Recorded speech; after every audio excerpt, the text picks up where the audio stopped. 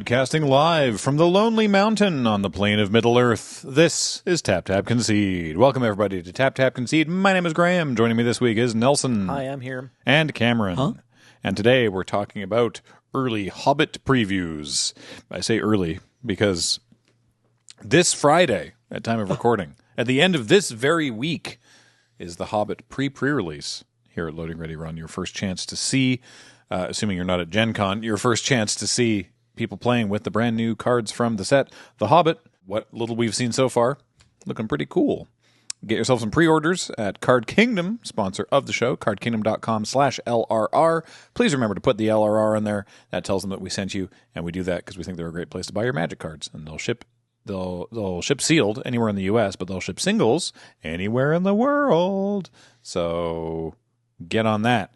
Wrap those cards up in the best sleeves you can buy. Dragon Shield, use the code LRRMTG5 to get yourself a 5% discount on anything you buy in the Dragon Shield store. And most importantly, everything we do here at Loading Ready Run is brought to you by you and your support of our Patreon at patreon.com/loadingreadyrun or becoming a member here on the YouTube channel.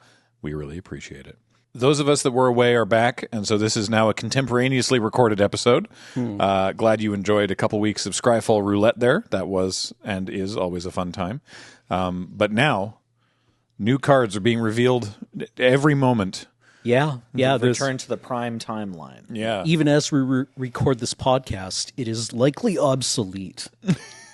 But this is the struggle. I would be not remotely surprised if there's a new card revealed somewhere during the recording of this podcast. Yeah. And you know that they only reveal cards in the limited pick reverse order, right? So it's like anything we talk about today will be superseded by every preview that comes until the final preview of the best card to pack one, pick one out of the whole set, right? Well, yeah. And considering that we've seen some heaters so far, that is likely an exciting proposition. Speaking of heaters, I have a short list, but Okay.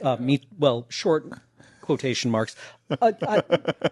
We can examine each other's lists. We can explore each other's lists. that sounds delightful. yeah. Is it okay if I'm in the room while that's going on too? Yeah, Please man. join us for list exploration. Okay, I'd like great. to start with, if you don't mind, Cameron. Not at all. The Eagles are coming. Have you seen this nonsense? Not yet. Okay. 1 and a white. Choose target creature you own. If this spell was kicked, instead choose any number of creatures you own. Return each chosen creature to your hand. At the beginning of the next upkeep, make a 4/4 white bird soldier with flying for each creature returned to your hand this way, and the kicker is 2 white. So, look, we sometimes derisively refer to cards designed for Commander. This seems like an absolute banger in Commander. For 6 mana, you save all of your stuff from a board wipe back to your hand, and then at the next upkeep, you get an equal number of 4/4 birds. Yeah. Yeah. Yeah. I mean, even just saving one creature and getting a 4/4 bird out of it is great. But kicking for 6 mana, this seems preposterous. In limited, just flunge and then bounce either, everything after damage or bounce the things that were blocked if you want to keep creatures in play that didn't get blocked. Yeah, because the kicker is not all your creatures. It's still just any number. Any number. You still get to pick. Yeah. Yeah. It also steals back creatures because it says own, not control. Yep. Oh, yeah. Yeah. So if someone stole your lad, then you can return them with the Eagles, which is very flavorful.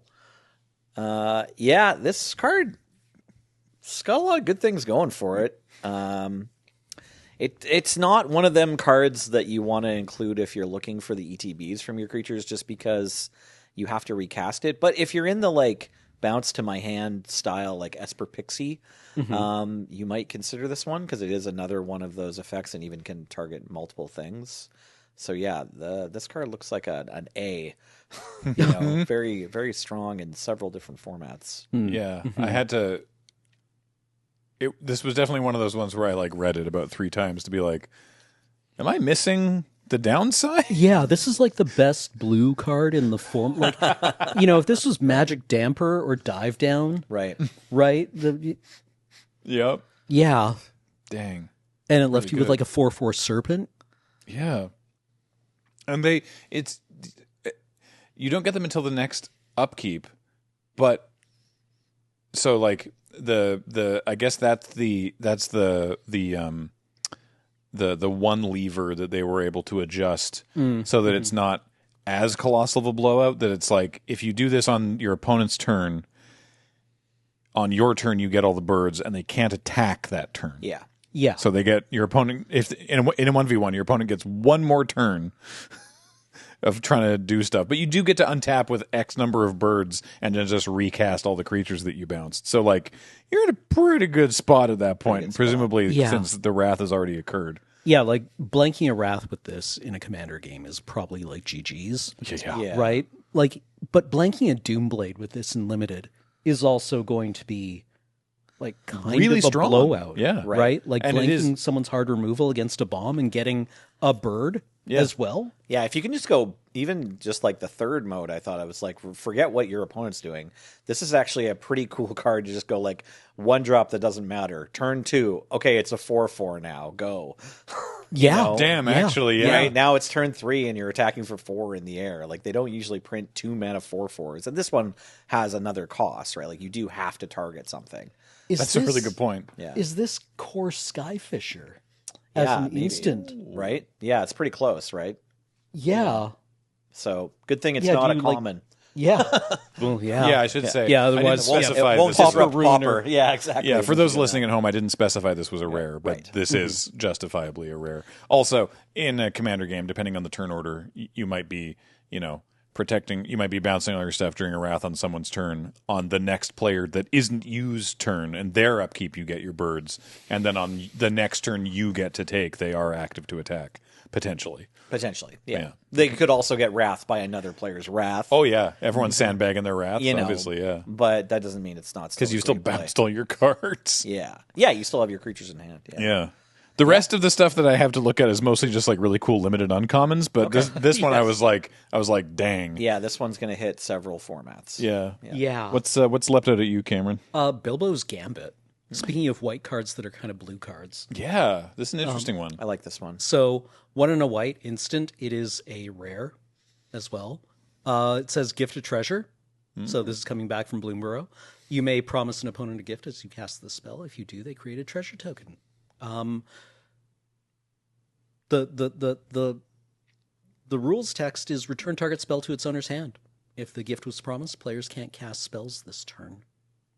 So it's is it reprieve? Is that the white remand? Kind of, yeah. I mean, yeah, you don't get to draw a card, but so it's like baseline. You just sort of go. It's just a tempo play of like not right now. Yeah. But then if you promise them a treasure, it's like not right now. Also, you can't do anything.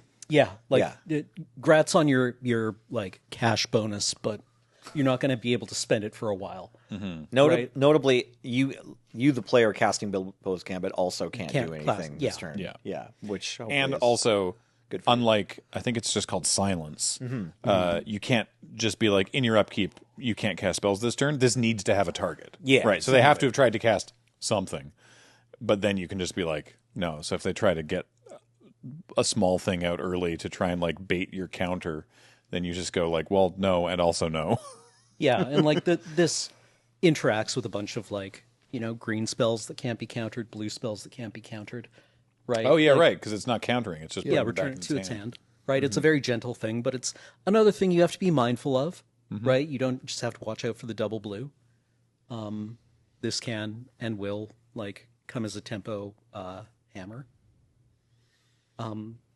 Yeah, I just like these effects. Right? Yeah. I like effects that keep opponents on their toes. it's a pretty strong win-more plan. Like, it makes for a pretty cool counterspell in a white aggressive deck. If your plan is just like deploy idiots, get a board state, and then have one counterspell for the turn where they need to play something to rebuild.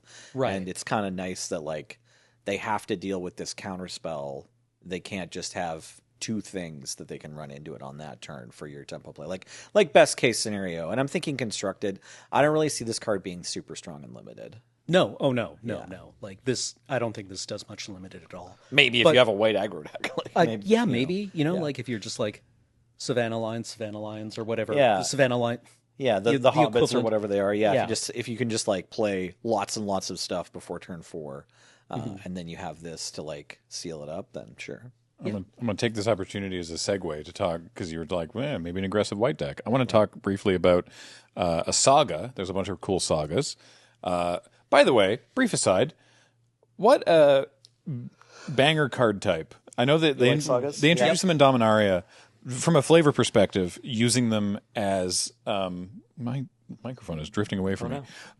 Come back into microphone. me. Using them as a way Mine's to just right. like using them flavorfully as a way to retell a story. I think is really, really cool. Yeah. And I also just kind of like how they go. We talked in the ranking all the mechanics episodes. We didn't like read ahead, Right. but Saga's good stuff. Yeah, because read ahead just like spoils the whole notion of the card type, Yeah. right? Where it's like, hey, you got to like learn about all the different things that this saga's trying to tell you. Yeah, and I like that in we saw previously in Doctor Who, but also in some early spoilers for Star Trek, we've seen how they have been using them to highlight specific notable episodes of the show, which I think is a really cool way of doing it. But anyway, for this one, we have the story of the Mountain King's Return. It's a simple uncommon, 2 and a white. Chapter 1 is Recruit, which is a new mechanic, I believe, for the set. Yeah, new mechanic for the set. So you draw a card, then discard a card, so it's looting. But if you discard a non-land card, then you make a 1/1 white human soldier token. Chapter 2, return a creature card with mana value 3 or less from your graveyard to the battlefield. So that synergizes pretty well. And then Chapter 3 is just put a +1/+1 counter on a creature. Okay. Yeah. So this is not like a not like a game ender, but like you get to do some card selection, throw something in your bin. Next turn, the thing that you threw into your bin, or a different thing that was already there that meets the criteria, put that right back onto the battlefield, and you still have all your mana. And then on the next turn, then have a little +1/+1 counter. Why not? Yeah. Does a lot of things. Yeah. Help smooth out your game plan. Yeah, none of these effects are like necessarily a card on their own, but like all told as one part. I just think it's nice to see cards that like not every card has to be like, whoa, it's absolutely busted. I just read this and I was like, this looks nice. Yeah, I think I would always feel good playing this card. Yeah. Right? It's a bit like what was the saga for it was about the founding of Miletus? Oh, yeah. Where you put a 0/4 2 wall. mana 0/4 wall. Then Go you find a plains. Yeah, go find a plains. And then gain 2 life or something. Game or- life. Yeah, I'm pretty sure that's right. I think it's just called the founding of Miletus. Yeah. Yeah. Yeah, it's nice. That one got like standard play. Like it's just kind of good at what it does, and it's not very assuming, and like gets replaced by flashier cards as they get printed or whatever, but is just kind of solid. Yeah, and Recruit is a really interesting mechanic. I think I like it better than Connive. I think. Are you more of a bigger fan of going wide than going tall typically? I think so. It's I just think like so. Ledger Shredder has flying, so like putting your +1/+1 counters on a flyer is kind of sweet. Yeah, But otherwise, outside of that, probably it's a bit more satisfying. Magic is all about removal spells, right? So if you can come up with more threats, generally that's better. I mean, it's not only about removal spells, but a lot of limited play, especially. It's nice also that we've had so much conniving recently with the various villains and things, and especially with superheroes. So nice to have a different look at a similar sort of effect. Yeah, we're looking at a lot of empty libraries and full graveyards. Speaking of Recruit, Queen of Dale, Oh yeah, this card, I've not seen this card's one. pretty cool. new Hate Bear. Ooh, a mythic. Yeah. Oh boy. The Queen of Dale is a 2/1 human noble that casts for 1 and a white. Whenever an opponent casts their first non-creature spell each turn, you recruit. Oh. Yeah, all right. Yeah, Yeah. I guess not a Hate Bear, tax. yeah, something. it's like a tax Yes. piker or whatever. Yeah, it's like a hate bear though. You keep your opponents from casting too many non-creature spells unless they're going to win, Yeah. Yeah, exactly. and it does something. Yeah. Yeah. So even if she's removed immediately, you still get to loot and create a soldier. Your opponents have to kind of like judiciously think about what they're doing, right? Is that ponder really worth a 1/1? Right. Obviously, there's Probably. going to be a new. Right. Yeah, it depends what you're doing. Yeah. Yeah, it's like do I just want a cantrip here? Does that feel good enough to overcome this effect? If I don't opt, I can't find the lightning bolt to kill Queen of Dale. Yeah, right. But a DT is. So your mileage may vary, but I like this card. This Friday, obviously, we'll have a new episode of the North 100 podcast talking about relevant cards from the set for Commander. Queen of Dale get in? We're going to talk about it on North 100. It's along with Bilbo's Gambit. Okay, nice. Well, good. All right. So we're Okay. identifying some that work. By the are way, they trap cards? Will I be made a fool of on North 100 retroactively? I guess you'll have to tune in and find out. I think anything that you even mention on TapTapConcede is kind of like, okay, well then if it was like on our radar enough on this show that we wanted to talk about it on North 100 Showdown, that's fine. Like, don't feel bad. You know what I mean? Okay. Right? Yeah. the brief story from Magic on Amsterdam, because of course that had some gorgeous art by Magali Villeneuve, pardon me, who I very briefly had a chance to look at the artist area. Very busy all weekend, but someone was telling me, I think at our signing was telling me that the doors opened at 10 a.m. and I think they said it was like 10:05 or 10:06 that Magali's line was capped for the day. Oh, Right. Wild. Yeah, Okay. yeah. She was definitely the amongst a teeming artist alley full of amazing talent. She was definitely the headliner. Okay. And like. Yeah, considering that Artist Alley also included, like, I guess RKF didn't make it. No.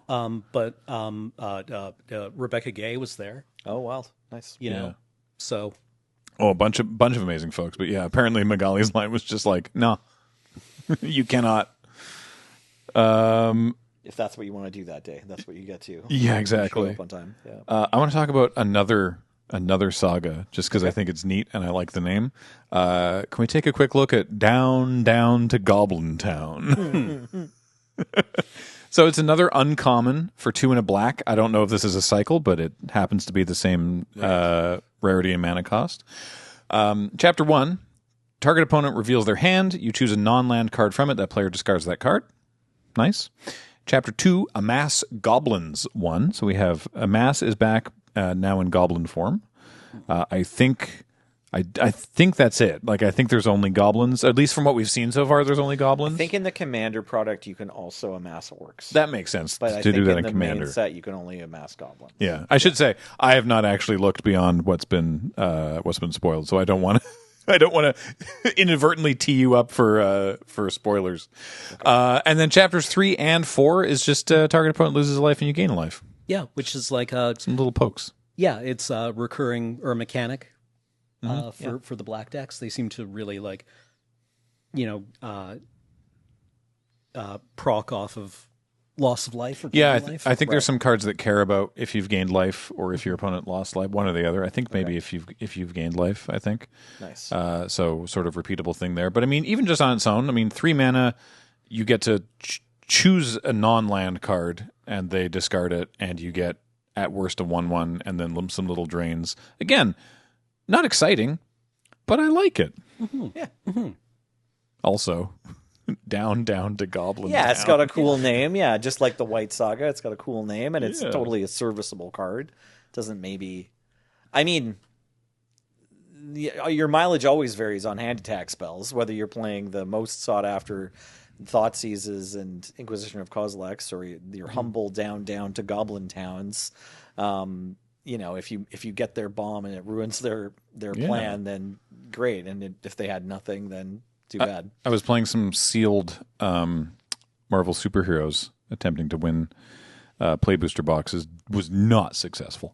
But I had a black-white deck, and I was running... is it Cloak and Dagger, which is sort of a hand attack. But also, I hemmed and hawed about this, but I was like, I think I am going to run this. And it was the 4 mana enchantment that when it enters, They discard 2. they discard 2. And when you attack alone, you drain them? Yeah, when you attack alone, you drain them for 1. And that card punched well above its weight. Nice. Getting the last 2 cards out of someone's hand was good every time. Yeah. And breathing a sigh of relief when I saw what I was saying to their graveyard. And then just sort of, like some incremental life gain. yeah. In sealed.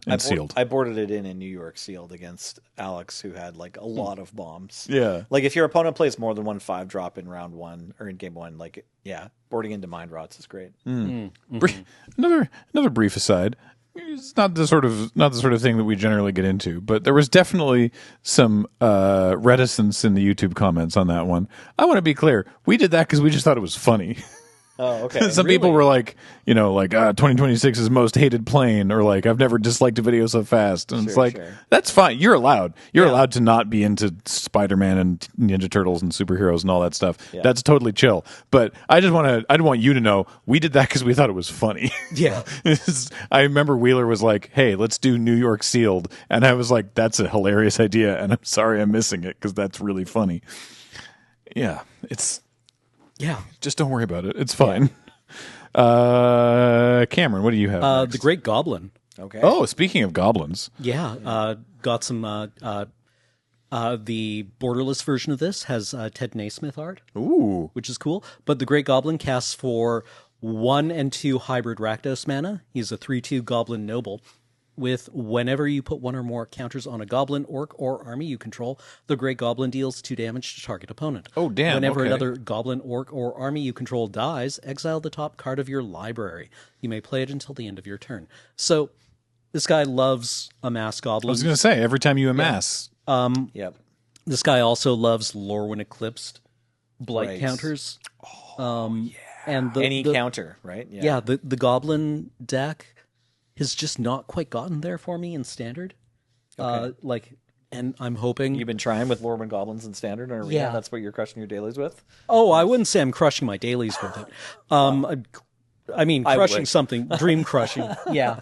I haven't quite made the deck work, or at least the version I like to play doesn't quite work. All right. Maybe this guy? Maybe with this guy. Maybe it's finally going to come together.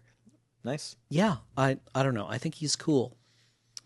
Yeah, no, this is an interesting card. I imagine there'll be some commander decks that can try him out as the leader, or fit him into the 9/9. Obviously, a solid card advantage engine, and then I think this first triggered ability also can play combo piece number 3 when you've got the putrid goblin loop going or whatever, right? Because it's oh yeah, if you're gonna bring your persist goblin back, I think that counts as putting a counter on. Oh yeah.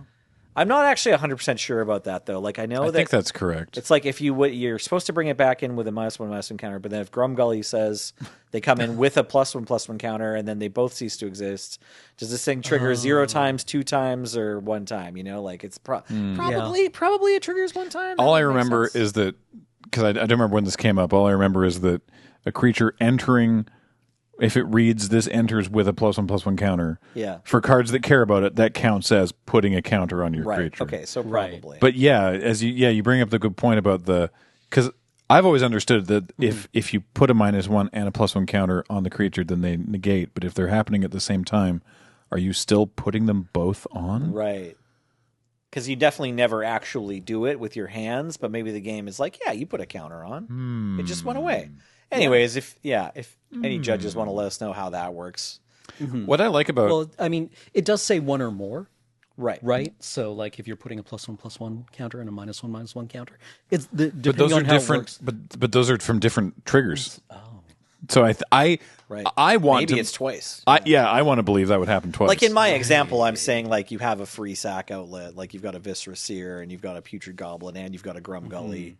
It's actually the 4th combo piece. You just need to then be able to do something to kill your opponent with your infinite death triggers, right?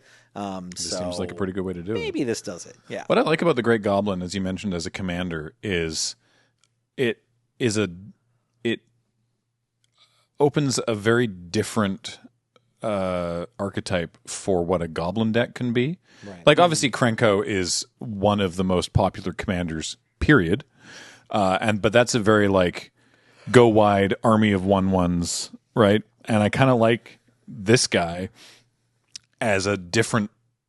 You're working on a different axis with goblins and orcs, and I like the very Tolkien flavor of that. You got your goblins and your orcs, and I would throw some kobolds in there, even though they're a non-bow, just because it sort of feels right.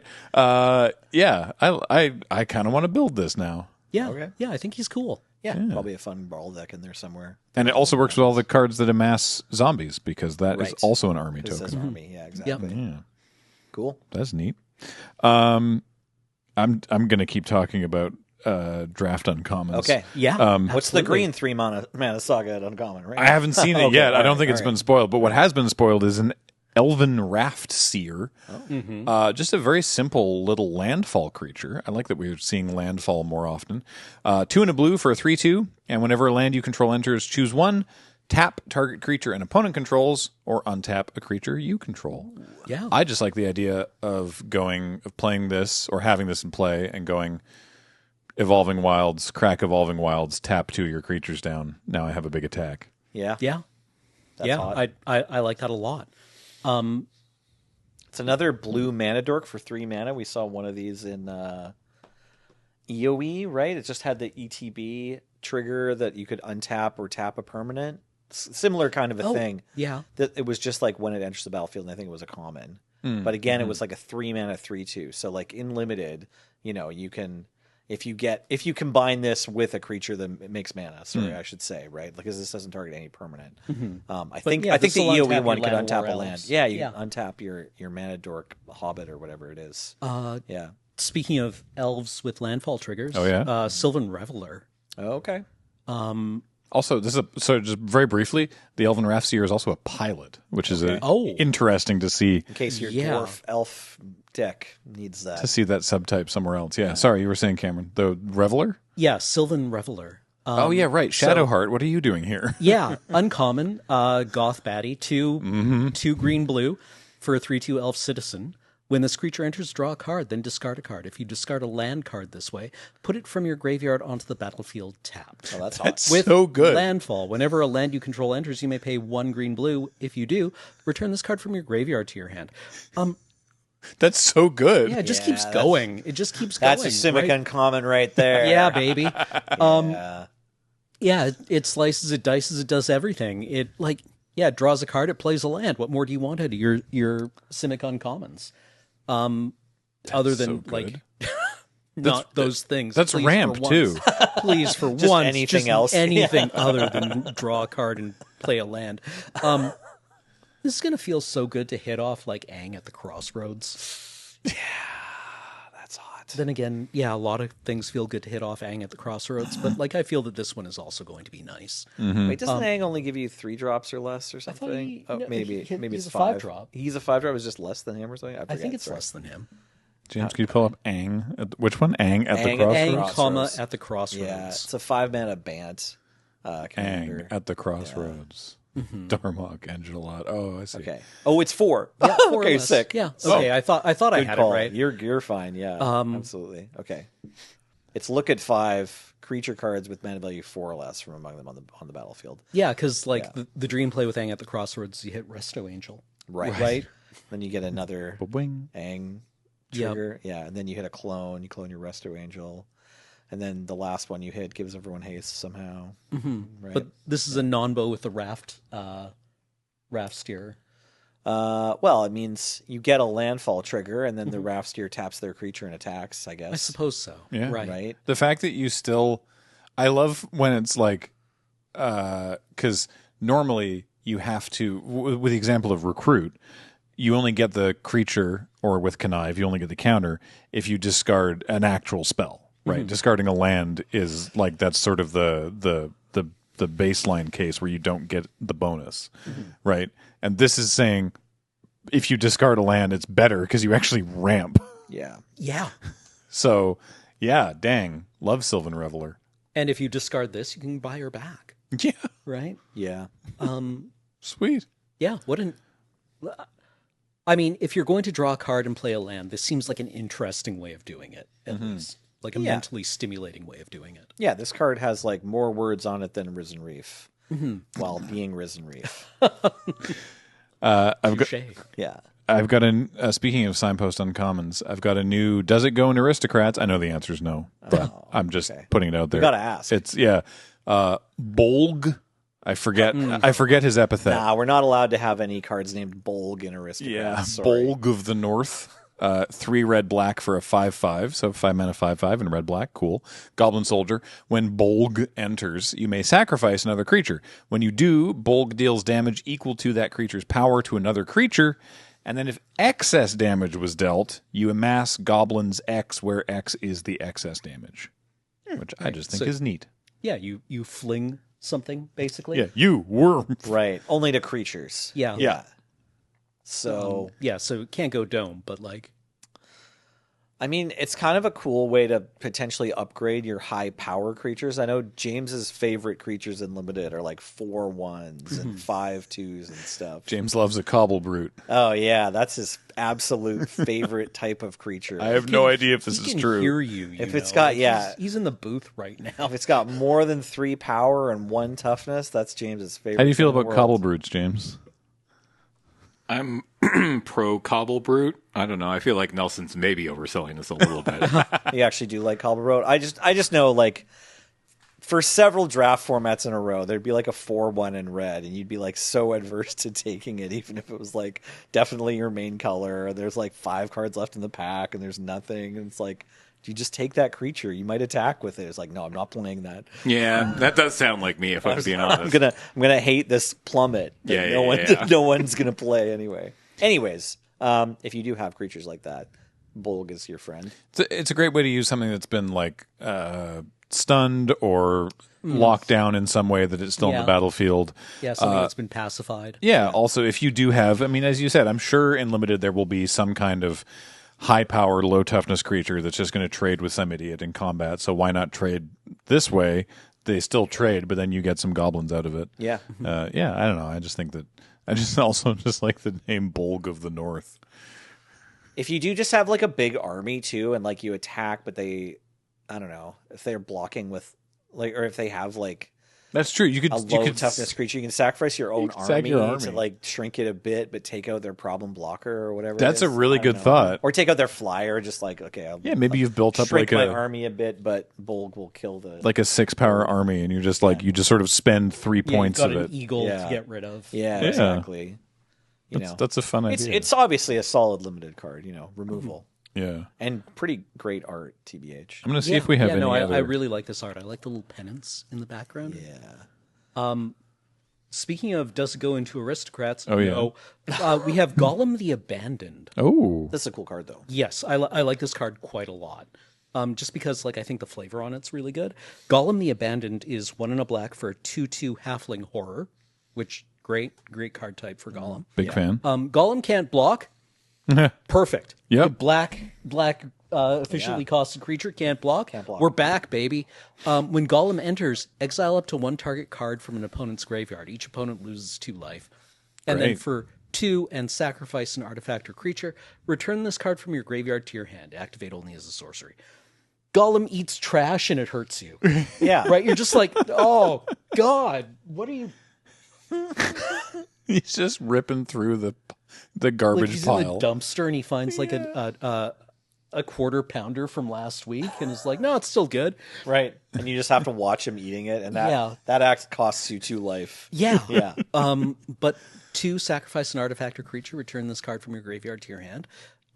He's going to tear through an opponent's graveyard when Yeah. that is a problem. And the direct damage is not nothing. Yep. Yeah, if he had flash, that'd be cool. So Sure. he's not going to like get you out from under a reanimate spell. Yeah, he doesn't really have like constructed kind of stats, but it's still He's kind going of to a be cool card. annoying as hell. Yeah. Yeah. And honestly, like maybe we'll see a world where like this is a reasonable sideboard graveyard hate card. Probably not. Probably but not. Probably right? probably won't matter in Limited at the very least. Yeah. Mhm. 2 life, like every time he comes back is not nothing. So you might just be able to like send Gollum into combat, planning to let it get killed, and then spend, 4 mana and lose another creature just to hit your opponent for 2 again. Yeah. Or Bolg eats him at someone. Yeah, Bolg eats him is great, obviously. Yeah. Yeah, fantastic Bolg fodder. Yes. Yeah. And yeah. You, come Bolg here. throws him at a 1/1 soldier. Gollum eats the army. There you go. Yeah, Yeah. exactly. Yeah. Ah, the circle of life. Yes. Perfect. I didn't actually have this written down initially, but God, talk about lighting the beacons. My blue sky was absolutely blowing up. I know what's coming. Yeah, of course. okay, We should at least Beorn briefly card. talk Yeah. about Beorn the Fierce. Everyone's Right. favorite pseudo-vegan. Yeah, he's a vegetarian, right? Yeah. Eats cream. Yeah. Honey. Yeah. 3 green for a 6/6 bear shapeshifter warrior. Warrior. Warrior. That's relevant. Bear warrior. 6/6 trample. Other bears you control get +2/+2. And then at the beginning of combat on your turn, put a trample counter on a creature you control. It becomes a bear in addition to its other types. Then, if you control 3 or more bears, draw 2 cards. 2 cards. Sure. This card's like pretty cool, actually. Mm-hmm. Like, I don't know. Obviously, you can win some games of limited. Yeah. Obviously, cool new commander for the bear deck, or just incredible card for the 99. I guess if you're still pretty stuck on playing the king or queen of bears or whoever you have, right? Yeah. Most recently, but then also like, I don't know, like. It's legendary and it's 5 mana, so it's probably not going to show up in Canadian Highlander. But if it did, like, this is just a lot of words. Like, if you're playing like an older like format, there are better things that have hexproof or ward or whatever. Like, you're not really going to reach for this, but like, if you did, it wouldn't be that bad. Like, you play it, and then your other creature that is attacking this turn gets +2/+2 and trample immediately. Mm-hmm. And then the following turn, if you aren't interrupted, you're doing that again and drawing 2 cards. Yeah, like, like 5 mana to like for a monster roll every turn. Yeah. Kind of. Better, right? Because it's 2 toughness as well. Yeah. I don't know. This card hits really hard. Yeah. Like I don't Like, it's kind of the Baneslayer Angel. Yeah. You know? I don't know if there are any other bears in the set. Currently, none have been revealed. Sure. But I mean, Bjorn just makes you're makes a bear more now. bears. Right. Yeah. Yeah, exactly. You know, the play pattern in limited, probably you can be like, play this, make your other creature a bear, attack if it's free, but don't risk your creature. And then the second turn, you make a third thing a bear, and then you're going to town, right? Like, you must attack on the turn that Bjorn can attack. I'm trying to figure out, because now, you know, we talked about it, like you mentioned Ayula, there's also Lumra, Goreclaw. Surak and Goreclaw is also a particularly messed up card, and now Bjorn. And I'm not sure who's supposed to sit in the command zone. Right. Ayula's been there the most, right? Like, that's the one. I think so. Hung out the Yeah. longest. Well, because she's What's the one that makes everybody a 2/2? that's Kudo, but Kudo. he's green white, Oh, okay, and which you can just Sure. choose not to play white because there's not that many bears in white. Sure. There's also Winston, I guess, but like Winston. Ayula has the advantage of being 2 mana, which is nice. Right. But I mean, you're in green, so you like just spend the first couple turns ramping, and then it's like, well, here's my 5 or 6 drop or whatever. I mean, think Yeah, it's maybe fine. you have to just try kicking Ayula into the 99 to see what it's like having Bjorn. Yeah, in the like, command zone. I think you could put Bjorn up front and start drawing some cards. Yeah. Is this like how the Great Goblin offers you a different mode of building goblins? Yeah. Right. Yeah. Like, you can include things that aren't bears in your bear deck. right. Yeah. Yeah, knowing that they'll become bears. Yeah. Green is probably second worst at drawing cards behind, like just ahead of red, I think. I mean, It used to be white for the longest time, and the green was like second best. Well, like not counting black. But I don't know, maybe now green is kind of in the middle and red is better at it. yeah. Anyway, I just like the idea of being able to, you know, you play if it's on 5, presumably you already have 2 bears at that point. So it's just you play Bjorn, all your bears are huger. One of them gets trample. You're drawing 2 cards. That seems pretty good. You don't even have to attack to draw the 2 cards. No, you sure don't. You No. just have to have 2 bears. No. Yeah. Wow. Yeah. Probably I will try and Yeah. see how Bear Force 4 shapes up. Okay. Did you Actually, sorry, real quick. Sorry. There is of the cards that have been spoiled. There is not quite another bear, but there's. Okay. Let's take a quick look at Bjorn's Hospitality. It's an uncommon enchantment, 1 in a green. We've seen this effect before. It's just 1 in a green. Landfall, put a counter on That's this card. on a creature you control. This has actually been in several sets recently. There's one in Yeah, Superheroes. and Final Fantasy? Yeah, Yeah, this was a Chocobo card, wasn't it? Is Ride the Shoe Puff. Yep. Yeah. And the one in there was there's one with Killmonger in Superheroes, Okay. and I think there was something similar in Edge of Eternities. It's like, but it was like 5 mana. Yeah, that one's more mana. like though. adaptive Yeah. evolution or something. This Anyway, one's just like Ride the Shoe Puff. this one's just like Ride the Shoe Puff. Yeah, so 2 mana enchantment, landfall, put a +1/+1 counter on a creature. Then for 7 mana, 5 green, this enchantment becomes a bear in addition to its other types and gains this creature's power and toughness are equal to the number of lands you control. And that's just it doesn't turn back the into an effect doesn't end. Yeah. It just goes, it's a huge bear now. Yeah, that's also just like Ride the Shoe Puff. It's 7 mana, but you just get a 7/7, and I think it's like an insect or something. I can't remember. I can't remember what. James, do you have Ride the Shoe Puff? I can't remember what creature type. SHOU. Wait, no, maybe there's no U. No, there's no U. It's SHOOPUF. Right? The Oh, it's a Shoe-Puff? beast. Okay, right, that makes sense. Right, because it's turning into the shoe puff, which is the giant beast that you use to cross the water. Neat. Okay, Yeah. cool. Sorry, you can only see this, like, I don't know, humanoid. Murph. What are they? When I look at this thing, I think of like a grasshopper. I think you're like a humanoid. I'm getting the curse lizards from Dark Souls. I don't remember what they're called. I did the whole friggin' video, and I don't remember. It's from FF10. Yeah, I think they start. Right, what are these people? I think it starts with H. Okay. I cannot remember what kind of creature. Anyway, same thing. Yeah, but 7 mana. This will scale, right? This will continually check. Yeah, this creature's power and toughness each with the number of lands you control. That's like star. So it'll keep checking. So if you're on Mana Dorks, like it could actually be worse than having Ride the Shoe Puff, but most of the time it's gonna be better. Like it's gonna be like a 7, and then the next turn it'll be bigger, right? So that's sweet. Ride the Shoe Puff wasn't really like a busted card, but like it's solid, especially if you start with a Chocobo in the Final Fantasy draft. Like if you had the red-green landfall deck and you curved out and hit your lands, it was really good. Like, yeah. They're called Hypello. Hypello. Yeah, the weird little guys. Okay. Anyway, So I realize now I don't even know what the shoe puff looks like. I just assumed it was that thing, but I It's guess like that's a- what it's riding. Yeah, It's I like guess a- like a it looks sort of like an elephant without the ears. Like it's sort of, it's like a big bulbous body that Big tapers dog? Yeah. tapers to like kind of a stocky trunk, but there's no like flappy ears. It looks sort of like a pear on its side with a trunk, and then little legs. it's like the Jono effect with looking at what's her name from Cons of Tarkir. Oh, Anafenza? Anafenza. Oh, yeah, yeah, weird name for a goat. Weird name for Yeah. a goat. Yes. Speaking of the aristocrats, Oh yeah. let's look at the Master of Lake Town. Oh. Landlords. Yeah, We hate sleazy them. man. Master of Lake Town, 1 black. You get a 3/2 human advisor with Death Touch. Whenever a player loses life, that player mills that many cards. Damage causes loss of life. One of the great all-timer reminder texts. And when the Master of Lake Town dies, draw a card for each graveyard with 7 or more cards in it. Okay. I love damage causes loss of life. It's Yeah. It's a good reminder. Text. dying kills you. Yeah. Yeah. Remember, Oh. kids.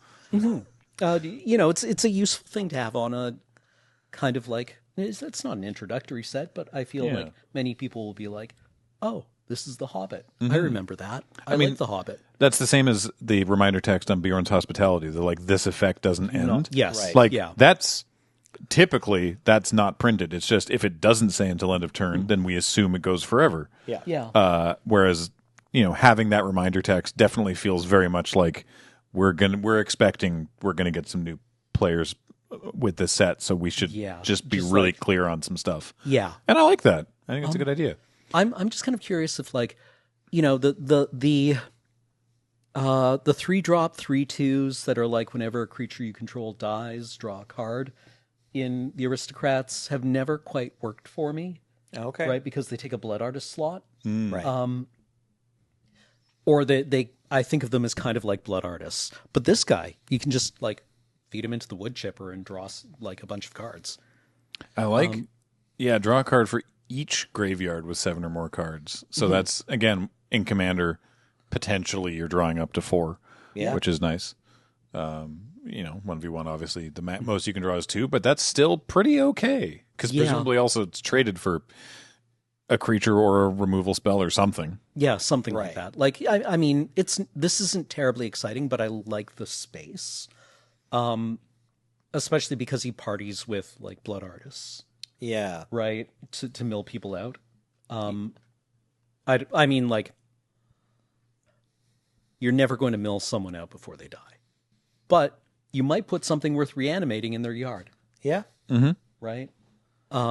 Whether that's good or bad, is completely impossible to know. What if you did mill them out, though? Wouldn't that be fun? It would feel so good if you were able to mill Up against a something. life gain deck. Yeah, and you're like, I've got inevitability. They've gained 200 life, but you can still mill them out with your blood artist triggers in this guy. It's kind of hot. Yeah. It's never going to happen. But I like the card. And similarly, we also have the Sackville Bagginses. Oh, yes. I like this card a lot. Yeah. Awful Sackville Baggins. Oh, they're such pieces of shit. Like, look at I hate these people. They're great. The Sackville Bagginses, 1 and a black, are halfling citizens. They are 2/2s. When the Sackville Bagginses enter, you may sacrifice another creature or artifact. If you do, draw a card and create a treasure token. Whenever you sacrifice a token, target opponent loses 1 life. Where were the Sackville Bagginses on January 6th? We all know. Yeah. Jesus. That's wild. But yeah. Yeah. But we know. Yeah, dang, this seems great. Whenever you good sack card. a token, Yeah. Whenever you sack any token, someone loses a life. So it's a good thing there's no way in Commander to. They want treasure tokens. Yeah, I was going to Right. say it's a good thing there's no way in Commander to make arbitrarily large numbers of treasure tokens. The art's fantastic. The 2 of them are looking directly at an academy manufacturer. Yeah. They're measuring the walls, right? Like, oh, I hate these people. Is it for when they inevitably inherit Bag End, I assume, is When the Yes. implication? when Yeah. they're getting Yeah. ready to move the furniture around and stuff. Yeah. Yeah, but they're just like, yeah, we can paint this white and gray, and then subdivide it into 4 Airbnbs. Oh, my God. Yeah. Great magic card, though. Yes. Very strong. Lots of easy. Yeah, and then we'll put and then, because it's built underground, we can put the data center above it. And then use up all the water. A strange whirring noise fell across the Shire. I do have, by the way, I don't know if it is part of a cycle, but I do have a same mana cost saga in green. We have time for 1 or 2 more cards. Okay. Down in the Valley. This one's rare, though, so it's not strictly But a it cycle. sounds like the other ones, too. It does, and it's 2 and a green, so it's the same converted mana cost. Chapter 1, search your library for basic land, reveal it, put it into your hand, and then shuffle. Cool. Okay. Chapter 2, this saga gains landfall, make a 1/1 elf. So obviously that only works while it's still there. Right. But you get it that turn and potentially the next turn, but not the last turn because it will have sacrificed itself before you get to play a land. Right. But chapters 3 and 4 are elves you control get +1/+0 and vigilance until end of turn. And I think that's why it's rare, and I don't think it's for limited. There are a lot of elves in the set, but I think that's just because anything that affects all your elves has to be slightly balanced. Yeah. For or like rarity must be taken into effect for I don't know. I guess like mostly Commander because Elf Ball is a big thing. Yeah. But this seems fun. Like similarly, it's not a massive effect, but it's it's 3 mana. You get to go, potentially fix your land, or at least just make sure that you will definitely hit the landfall on the next turn. But if you can somehow oblige yourself to do multiple landfall triggers, boy, if there's like a Harrow or something in this set, Yeah, Harrow would hit. Do you think we'll get an Evolving Wilds, a Terramorphic Expanse? I feel like we have to. I feel like there's been It's a landfall set. an right? Evolving So, Wilds or analog in basically every set. Like they For a while. They already it's still a pretty relatively recent card, but they already reprinted Escape Tunnel. But like that feels like a card that could have 3 or 4 different moments in the story. Yeah, It kind of makes sense, right? Yeah, right now, apart from basics, the only land we know in the set is the Lonely Mountain. Okay. But I would expect there's an Evolving Wilds or something. Yeah, There's obviously a landfall, archetype in limited. Yeah. It's in green. Yeah, blue, 'cause- so Harrow's floating around out in Standard right now, isn't it? isn't it? I think there's a sorcery I think speed there's one that's- lesson from Avatar. I think there's one Right. that's better. Right. Yes. Yeah. Yeah, it does something else too. I can't remember what it is, but I think it's a lesson, and it's 3 Right. mana, and I think it's sorcery, and I think it even maybe puts them into play tapped or something like that. Like it's Right. not, I Yeah, think- because the Tifa deck is floating around out there. yeah, right, they don't play like- Tifa anymore, tragically, but You cut Tifa. they cut Tifa for the Badger Molka. What is going on? I know, it's really sad. Yeah, but they just can't fit Tifa in because they need like only so many 2-drops. They need space for the Might Forms, and I think they usually play. It's like the Roboroid decks have kind of become more popular now too. But Right. if you just want to be a purist, you can still play Tifa in standard. Like it's fine. You absolutely can. What a time to be alive, man. You're just supposed to be playing Badger Mole Cub stuff. Yeah, sorry, reasonable. What's the Avatar set code? ALB, TLA. TLA, The Last Last Airbender. The Last Airbender, not to be confused with just some Last Airbender. Yeah, no, there's a shared roots, which is just the lesson. That's Rampant Growth. That's rampant growth, and I was sure there was like a. I think there's another green lesson that's Harrow. Yeah, maybe it's in the Avatar. Might only be in Jumpstart? extended ones, but I don't remember what that one's called. Is it TLE? Avatar Eternal? Aha! It is TLE, but is it in? I'll see if it exists. Well, that is happening. Yeah, please. Maybe we could take a look at the new Elrond. New Elrond just dropped. Mono blue Elrond. Elrond Moonreader, excuse me. 2 and a blue for a 3/3 elf noble. Whenever you activate an ability of a creature, draw a card. Can anyone think of any elf cards? Any with elves that have abilities? any activated This abilities, ability including triggers mana only abilities. once each turn. Right. Because of that. Yeah. Yeah. And then 5 blue exile up to 2 other target non-land permanents you control.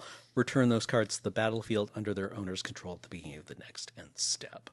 So you flicker a couple of things because the elves in this set seem to have ETB triggers frequently, right? Like if you flicker Sylvan Reveler, I think that feels pretty good.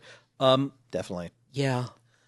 Also worth noting, like, if you do, speaking of flicker, maybe you're not going to use Elrond's own ability, but if you're able to get Elrond's, like, even if you did, or no, it says other. Sorry, you can't. Yeah. Elrond can't target himself, but if you target Elrond with, some sort of cloud shift, then he'll be a new Elrond when he comes back to the ability or onto the battlefield. So you can draw another card from an activated ability being activated.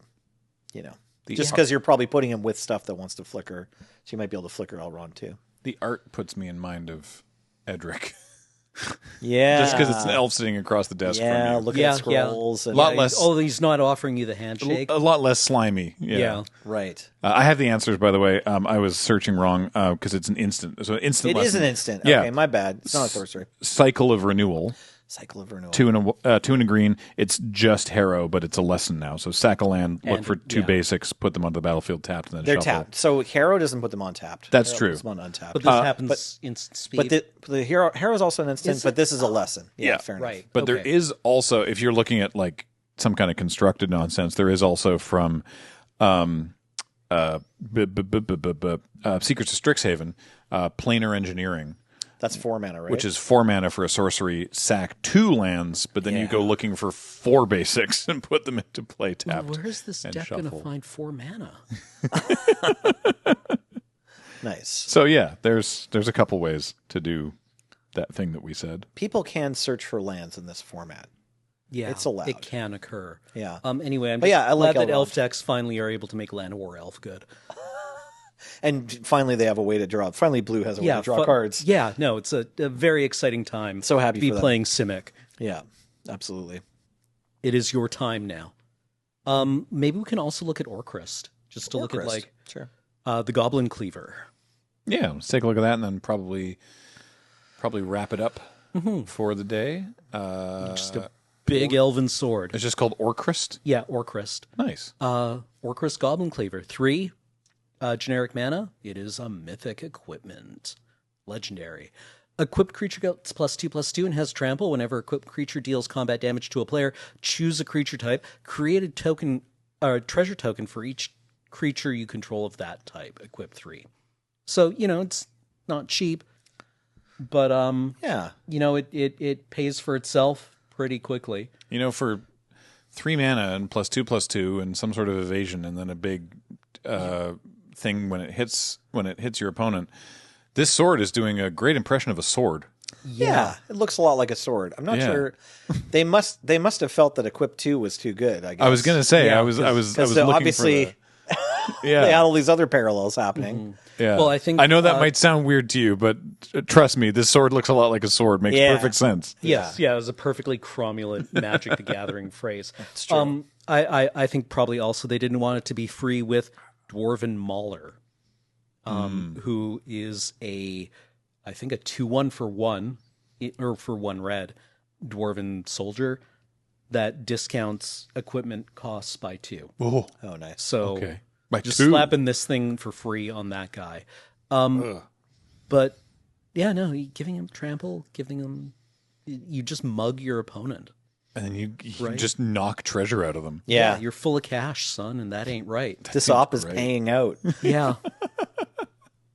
That seems excellent. Yeah, like Yeah. you just this feels like this should be from maybe a Diablo secret lair rather than a Hobbit one, right? Right. Where it's just like you hit something and they just explode in a shower of Explode with cash. loot. I mean, the story is about going and trying to get all your money back. Yeah, no, yeah. My favorite, my quip, my oft-used one about the Hobbit films was like, these dwarves are so broke they can't even drown a dragon in liquid gold. I mean, we touched on this, or rather, you touched on this briefly in the sort of the year so far and looking ahead episode. And I mean, it like obviously, Magic was born from D&D, which itself basically took everything that it started with from Tolkien, and so this feels just so effortless. Right. To be like, yeah, of course this is a Magic set. But I gotta say, it's looking really good. I'm excited UB about it. asterisks, right? Yeah. Yeah. It's like Universes, is it beyond? Is it not like Universes Alpha? Like, is this not like... Universe's prototype. Yeah, exactly. Yeah. Yeah. So I'm very much looking forward to seeing the rest of the cards and getting to play it myself this coming Friday at the pre-release. Tune in for that. It's really exciting. I can't wait to get to play it. We it's funny. We almost had guests again, but unfortunately, nearly everyone is going to be at Gen Con. Yeah. Alas. Turns out Except it's the for same us. weekend. We have to stay around and play Hobbit. Yeah, we have to sit here and play Magic cards with you. So I hope you tune in. Meh. Anyway, We're like guests. yeah. Until then, I want to remind everybody again to check out Card Kingdom, cardkingdom.com/LRR for all of your cardboard needs. Get yourself some pre-orders of The Hobbit. Dragon Shield, code LRRMTG5 to get yourself 5% discount off anything on the Dragon Shield store.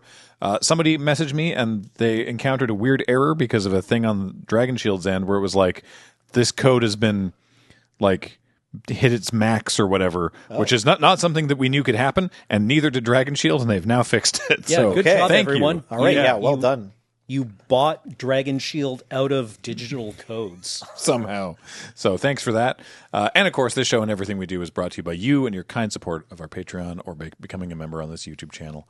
We really appreciate it. Until we talk again, my name is Graham, and I've been joined by Nelson. I was here too. And Cameron. James has been on tech. Heather gets these online. Thank you all so much for watching. I will talk to you all next time. Goodbye, everybody.